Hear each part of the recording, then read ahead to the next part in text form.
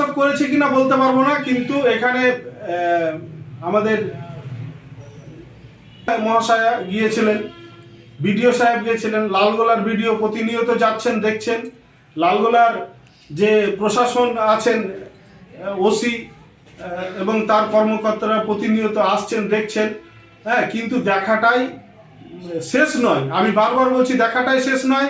এখানে তাদের পদধূলি পড়েছে, এটাও শেষ নয়। আবারও বলছি, গত বছর 2024 সালে যখন ভাঙন শুরু হয়, এত নেতা মন্ত্রী ওখানে যায়নি, এবং যদি সেখানে গিয়ে কার্যকারী পদক্ষেপ গ্রহণ করতে পারতেন 2024 সালে, আর 2025 সালের জানুয়ারি ফেব্রুয়ারি মার্চ 3 মাস ধরে যদি নদী ভাঙন প্রতিরোধের জন্য স্থায়ী ব্যবস্থা করতেন, তাহলে পরে আজকের যে ভাঙনটা এটা দেখতে হতো না।